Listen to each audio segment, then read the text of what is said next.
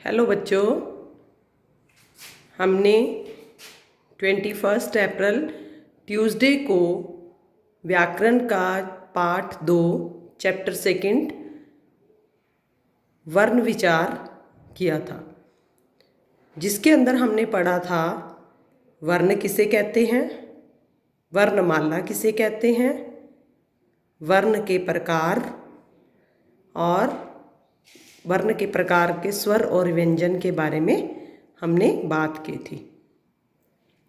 इसमें टोटल वर्णमाला के अंदर कितने वर्ण होते हैं, कितने स्वर होते हैं और कितने व्यंजन होते हैं। लेकिन बेटे आज हम वर्ण के प्रकार के बारे में विस्तार में पढ़ेंगे। तो सबसे पहले मैं बात करूंगी कि वर्ण के 2 प्रकार होते हैं। कौन कौन से? स्वर और व्यंजन, जो कि मैं पहले भी अपनी वीडियो में बता चुकी हूँ। अभी मैं आपसे जो बात कर रही हूँ वो मैं बात करूँगी उसके पहले भेद से। स्वर, स्वर किसे कहते हैं? स्वर बिना किसी सहायता के बोले जाते हैं। ये स्वतंत्र होते हैं, इनको हम किसी की सहायता से नहीं बोलते। ये स्वतंत्र हैं और स्वतंत्र ही बोले जाते हैं। जैसे अ, आ, ई, उ, ए, ऋषि, ए, ओ, औ। तो ये 11 स्वर हैं। तो एक अनुनासिक और विसर्ग वो इसके अंदर भी ऐड होते हैं, लेकिन उनको अलग से नाम दिया गया है। स्वर के 3 भेद होते हैं। सबसे पहला इसका भेद है हर्षव स्वर यानी मूल स्वर। हर्षव स्वर होता है, इन स्वरों का उच्चारण करते समय सबसे कम समय लगता है। क्यों? क्योंकि ये जैसे अ, ई, उ, ऋषि आदि, तो ये होते हैं 4 हैं। ये हर्षव स्वर 4 हैं क्योंकि इनका उच्चारण करते समय सबसे कम समय लगता है। इनको हम मूल स्वर भी कहते हैं। सेकंड इसका पार्ट है दीर्घ स्वर। दीर्घ स्वर से, जैसे इसके नाम से ही पता चल रहा है कि दीर्घ स्वर, कि जो स्वरों के अंदर बड़े हैं उन्हें दीर्घ स्वर कहा जाता है। अब 4 तो हमने मूल स्वर कर दिए, लेकिन 11 टोटल हैं, तो जो 7 हैं वो क्या है? दीर्घ स्वर है। तो इन स्वरों का उच्चारण करते समय मूल स्वर से दुगना समय लगे। दीर्घ स्वर का उच्चारण करते समय हर्षव स्वर से या मूल स्वर से दुगना समय लगे, उसे हम दीर्घ स्वर कहते हैं। अब बच्चे आपने अ कर लिया, ई, उ, री, ऋषि कर लिया। अब जो बाकी बचे हैं वो हैं जैसे आ, ई, उ, ए, ओ, औ आदि। तो ये हो गए 7। तो 7 और 4 कितने हो गए? 11। तो मैंने आपको बताया है कि कितने स्वर हैं? 11 स्वर हैं। इसका जो तीसरा पार्ट है, थर्ड भेद है, वो है प्लुत स्वर। प्लुत स्वर, हालांकि आपकी बुक में ये नहीं दिया हुआ, लेकिन फिर भी आपको इसके बारे में पता होना चाहिए कि 2 स्वर तो हर्षव और दीर्घ हैं और तीसरा स्वर इसका प्लुत स्वर है। प्लुत स्वरों का उच्चारण करते समय तिगुना समय लगता है। मूल और दीर्घ स्वर के मुकाबले 3 गुना समय लगे, उसे हम प्लुत स्वर कहते हैं। जैसे कि उच्चारण करते ही पता चलता है ओम, इस टाइप से इसका उच्चारण किया जाता है। तो ये जो ओम शब्द है ये प्लुत स्वर के अंदर ही आता है। बच्चों, हमने अभी स्वर के बारे में पढ़ा, अब आगे है व्यंजन। व्यंजन के भी 3 प्रकार होते हैं। एक है स्पर्श व्यंजन, दूसरा है अंतःस्थ व्यंजन और तीसरा है ऊष्म व्यंजन। तो व्यंजन के मैंने बोर्ड के एक साइड पे सारे व्यंजन लिख रखे हैं। क, ख, ग, क, ड़, च, छ, ज, च, ण, ट, ठ, ड, ट, ण, त, थ, द, त, न, प, फ, ब, प, म। तो ये है 25। तो क से स्टार्ट होने वाला पहला वर्ग क्या है? कवर्ग। च से स्टार्ट होने वाला चवर्ग। ट से स्टार्ट होने वाला टवर्ग। और त से स्टार्ट होने वाला तवर्ग। और प से स्टार्ट होने वाला पवर्ग। ये सारे क्या हैं? ये वर्ग हैं इसके 5। तो एक में 5 है, तो टोटल कितने हो गए? 25। तो अब हम इसके बारे में पढ़ेंगे, इनके भेद। तो सबसे पहला है स्पर्श व्यंजन। स्पर्श व्यंजन किसे कहते हैं? स्पर्श का अर्थ क्या होता है? छूना। जिन व्यंजनों के उच्चारण के समय जीभ मुंह के विभिन्न स्थानों का स्पर्श करती है, उन्हें स्पर्श व्यंजन कहा जाता है। जैसे कि हम कोई वर्ड बोले, त बोलते हैं तो जीभ कहाँ और टच करती है, च बोलते हैं तो जीभ कहीं और टच करती है। इस तरीके से स्पर्श व्यंजन छूती है वो। जिन व्यंजनों के उच्चारण के समय जीभ मुंह के विभिन्न स्थानों का स्पर्श करती है, उसे हम स्पर्श व्यंजन कहते हैं। तो ये स्पर्श व्यंजन 25 हैं। ये संख्या में कितने हैं? 25 हैं। तो जो मैंने बेटे अभी आपको बताया है कि कवर्ग, चवर्ग, टवर्ग, तवर्ग और पवर्ग, ये 5 हैं। 5 वर्ग और पांचों वर्ग ही स्पर्श व्यंजन के अंदर आते हैं। तो इनको हम क्या बोलेंगे? स्पर्श व्यंजन। क से लेके म तक 25 हैं। ये क्या है? स्पर्श व्यंजन। दूसरा जो इसका भेद है वो है अंतस्थ व्यंजन। अब अंतस्थ व्यंजन का क्या मतलब होता है, क्या अर्थ है इसका? इन व्यंजनों के उच्चारण के समय जीभ मुंह के किसी भी भाग को पूर्णतः नहीं छूती। अंतस्थ व्यंजन के उच्चारण के समय जीभ मुंह के अंदर किसी भी भाग को नहीं छूती। वो जो वर्ड है वो अंदर के अंदर ही रह जाते हैं, लेकिन जीभ हिलती नहीं, जीभ टच नहीं करती कहीं भी। तो उनको हम अंतस्थ व्यंजन कहते हैं।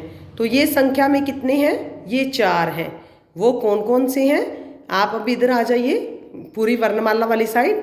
व्यंजन है जो अंतस्थ व्यंजन, मैंने किसको लगा रखा है? य, र, ल, व। य, र, ल, व। ये क्या है? अंतस्थ व्यंजन। अब तीसरा इसका पार्ट है ऊष्म व्यंजन। ऊष्म का अर्थ क्या होता है? गर्मी। ऊष्म का अर्थ क्या होता है? गर्मी। तो इन व्यंजनों के उच्चारण के समय वायु मुख से टकराकर गर्मी पैदा करती है। इन व्यंजनों के उच्चारण के समय वायु मुख से टकराकर गर्मी पैदा करती है। तो ये कितने हैं? ये संख्या में 4 हैं। ये संख्या में 4 हैं। तो अब हम व्यंजन की तरफ जाएंगे कि जो पहले 5 वर्ग हैं वो स्पर्श व्यंजन, उसके नीचे वाली लाइन य, र, ल, व अंतस्थ व्यंजन, और उसके नीचे वाली लाइन श, श, स, ह। श शलगम, श षटकोण, स स्लेट, ह। तो ये कौन से हैं? ऊष्म व्यंजन। तो ये तीनों ही इसके भेद हैं व्यंजन के, जो कि अलग अलग हैं। स्पर्श व्यंजन, अंतस्थ व्यंजन और ऊष्म व्यंजन। स्पर्श व्यंजन में जीभ मुंह के विभिन्न स्थानों को टच करती है और ये संख्या में 25 है। और अंतस्थ व्यंजन के अंदर पूर्णतः किसी भी भाग को टच नहीं करती, तो ये संख्या में 4 है। य, र, ल, व। और ऊष्म व्यंजन जब हम इनका उच्चारण करते हैं तो वायु मुख से टकराकर गर्मी पैदा करती है। ऊष्म का अर्थ ही गर्मी होता है। तो ये भी संख्या में 4 हैं। श, श षटकोण, स, ह आदि। स्पर्श व्यंजन, अंतस्थ व्यंजन, ऊष्म व्यंजन पढ़ने के बाद अब हम पढ़ेंगे संयुक्त व्यंजन। ये भी इसी का ही पार्ट है। तो ऊष्म व्यंजन के नीचे जो दिए गए हैं वर्णमाला वाली साइड, संयुक्त व्यंजन क्ष, त्र, ज्ञ, ज्ञानी और श्र। तो संयुक्त व्यंजन की परिभाषा क्या होती है? संयुक्त व्यंजन कहते किसको है? दो भिन्न व्यंजनों के मिलने से जो नए व्यंजन बनते हैं उसे संयुक्त व्यंजन कहते हैं। खाली जो व्यंजन होते हैं वो स्वरों से की सहायता से बोले जाते हैं, लेकिन संयुक्त व्यंजन दो व्यंजनों के जुड़ने से बनते हैं। तो ये संख्या में 4 हैं, जैसे क्ष, त्र, ग ज्ञानी, श्र। लेकिन ये बने कैसे हैं, कैसे दो व्यंजन के साथ जुड़े? जैसे क हलंत प्लस श षटकोण हलंत, लेकिन ये अधूरा है, किसके बिना? स्वर के बिना, प्लस अ। तो जब क प्लस श बना तो वो क्ष बन गया, क्ष, लेकिन वो हलंत वाला। लेकिन जब हमने इसको प्लस अ स्वर जोड़ दिया तो वो क्ष बन गया, क्ष। ऐसे ही क्ष से रिलेटेड वर्ड बनेगा क्षमा। दूसरा जो संयुक्त व्यंजन है वो है त्र। अब जैसे कि हम बोल रहे हैं त्र, तो इसमें हमें किस किस की साउंड आ रही है? त और र की। तो त हलंत प्लस र हलंत, ये तो बन गए दो व्यंजन, प्लस अ। अ क्या है? स्वर। त हलंत प्लस र हलंत प्लस अ। तो जब इन तीनों को मैं मिलाऊंगी, दो व्यंजन है, तीसरा स्वर है, क्योंकि व्यंजन बिना स्वरों के तो बोले ही नहीं जाते। तो वो क्या बन जाएगा? त्र। त्र से जो वर्ड बनेगा वो है त्रिनेत्र। और भी बहुत सारे वर्ड बन सकते हैं, लेकिन मैंने ओनली एक एक एग्जाम्पल ही दिया है। नेक्स्ट है जो इसका ग ज्ञानी वाला, ज हलंत अंगा हलंत प्लस अ। ज हलंत अंगा हलंत प्लस अ। तो जब ज और अंग को मैंने मिलाया तो वो क्या बन गया? ग ज्ञानी, ज्ञान। इससे जो रिलेटेड वर्ड बनेगा वो बनेगा ज्ञान। नेक्स्ट जो संयुक्त व्यंजन है वो है श श्र। बोलने में वो आता है श्र। तो इसके अंदर कौन से वर्ड्स की साउंड आ रही है, कौन से व्यंजन की? श और र की। श हलंत प्लस र हलंत प्लस अ। श हलंत प्लस र हलंत प्लस अ। तो ये मिलके क्या बन गया? श्र। तो जैसे हम कि लिखते हैं श्रीमान, श्रीमती, तो वो आ जाएगा श्र। श्रृंगार भी लिखते हैं, श्रृंगार, तो ये इसी से ही बनता है श्र। तो ये है संयुक्त व्यंजन। संयुक्त व्यंजन कितने हैं? 4, जो दो भिन्न व्यंजनों के मिलने से नए व्यंजन बनाते हैं, उसे संयुक्त व्यंजन कहते हैं। अब जो आगे इसका पार्ट है वो है द्वित्व व्यंजन। द्वित्व व्यंजन क्या होता है? जब एक जैसे दो व्यंजन आपस में मिलें, जब एक जैसे दो व्यंजन एक साथ आते हैं और वो आपस में मिल जाते हैं, तो उसे हम द्वित्व व्यंजन कहते हैं। द्वित्व व्यंजन होते हैं जैसे कि लाइक त हलंत प्लस त आ गया तो तत्। जैसे मैंने लिखना है पत्ता, तो मैं क्या लिखूंगी? प आधा त पूरा त को आ, पत्ता, गत्ता। इस तरीके से ये द्वित्व व्यंजन होते हैं। सेम आ गए अंदर, त क। जैसे मैंने क हलंत प्लस क लिया है तो कक, लेकिन जब मैं इसका वर्ड बनाऊंगी तो पक्का, कच्चा, बच्चा। ये इसके एग्जाम्पल हैं द्वित्व व्यंजन के। किसके एग्जाम्पल हैं? द्वित्व व्यंजन के। तो द्वित्व व्यंजन क्या है? जब एक जैसे दो व्यंजन एक साथ आते हैं तो वो आपस में मिलकर एक नया शब्द बना देते हैं, तत्, कक, चच, इस तरीके से। लेकिन जब हम इससे शब्द बनाएंगे, पत्ता, बच्चा, कच्चा, पक्का, तो ये है द्वित्व व्यंजन। व्यंजन वाली साइड आ जाओ तो यहाँ पे नीचे दिए हुए हैं ग्रहित व्यंजन। ग्रहित व्यंजन, ग्रहित व्यंजन क पर बिंदी, ख पर बिंदी, ग पर बिंदी, ज पर बिंदी, ज, फ पर बिंदी, फ। तो ये ग्रहित व्यंजन होते हैं। तो ये हिंदी भाषा के शब्द भंडार बहुत विशाल है। इसके अंदर बहुत सारे शब्द अरबी, फारसी, अंग्रेज़ी, कई दूसरी भाषाओं से लिए गए हैं। जैसे ज व फ, इस प्रकार के दो व्यंजन हैं जिन्हें दूसरी भाषा से बनाया गया है। जैसे तूफान लिखना है, तूफान, तो फ के नीचे बिंदु आएगा। और जैसे हमने लिखना है जिंदगी, तो जिंदगी में भी ज के पैर में बिंदी आएगी। बोलने से फ़र्क पड़ता है। तो तब हम ज यूज़ करते हैं, ज यूज़ नहीं करते इसके अंदर। तो ये कौन से व्यंजन हुए? ग्रहित व्यंजन। कौन से? ग्रहित। ग्रहित व्यंजन पढ़ने के बाद कुछ शब्द अंग्रेजी शब्दों से भी लिए गए हैं हिंदी भाषा के अंदर। तो अंग्रेजी शब्दों को लिखने के लिए हम प्रयोग करते हैं अ का प्रयोग किया जाता है। जैसे कि बोलने में कुछ शब्द हमें, जैसे डॉक्टर है, कॉलेज है, कॉपी है, बॉल है आदि। लेकिन पहले ये शब्द नहीं था, 4-5 साल पहले इसको बोला जाता था डॉक्टर, कॉलेज, कॉपी, बॉल। तो ये शब्द हमें अंग्रेजी वाली फीलिंग नहीं देते थे। जैसे इंग्लिश के अंदर हम बोलते हैं, हमें इनको प्रोनाउंस गलत करते थे। लेकिन जब ये नया शब्द आया है औ, तो ये हमें साउंड देता है औ की। लाइक मैंने बोलना है डॉक्टर, कॉलेज, कॉपी, बॉल आदि, ताकि बोलने में भी ये सुंदर लगते हैं और ये अंग्रेजी भाषा के अंदर यूज़ भी किया जाता है इसको। हाँ जी बच्चे, वर्ण विच्छेद, ये भी वर्ण विचार का ही एक पार्ट है। वर्ण विच्छेद के नाम से ही हमें समझ आ रही है कि वर्णों को अलग अलग करके लिखना, विच्छेद करना उसका। किसी शब्द के वर्णों को अलग अलग करके लिखने को ही वर्ण विच्छेद कहा जाता है। तो वर्ण विच्छेद कैसे करते हैं? जैसे कोई भी मैंने आपको एक शब्द दे दिया, तो आपने उसमें वर्ण को अलग अलग करके लिखना है।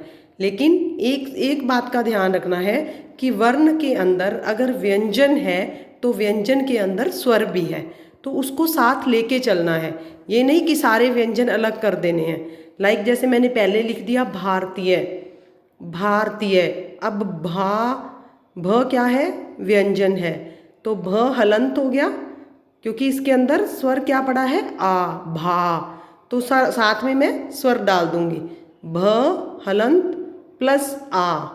उसके आगे क्या है? र अकेला पड़ा है तो पीछे अ की साउंड आ रही है, प्लस र हलंत प्लस अ। उसके बाद क्या है? ती, भारती। त क्या है?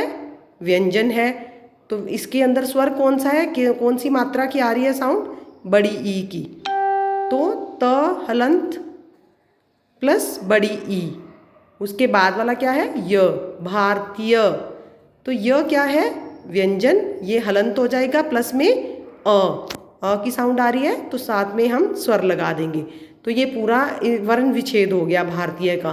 भ हलंत प्लस आ प्लस र हलंत प्लस अ प्लस त हलंत प्लस ई, बड़ी ई, प्लस य हलंत प्लस अ। तो ये क्या वर्ड बन गया? भारतीय। एक इजी करते हैं, राम, राम, रा। र क्या है? व्यंजन है, तो साउंड किसकी आ रही है साथ में? आ की। तो र हलंत प्लस आ, र हलंत प्लस आ, रा। म हलंत प्लस अ, म के साथ किसी ने अ की, म हलंत प्लस अ, राम। बहुत ईजी है इसको करना, बस थोड़ा सा ध्यान देने की ज़रूरत है कि जब हम व्यंजनों को अलग अलग कर रहे हैं तो उनके साथ कौन सी मात्रा की आवाज़ आ रही है।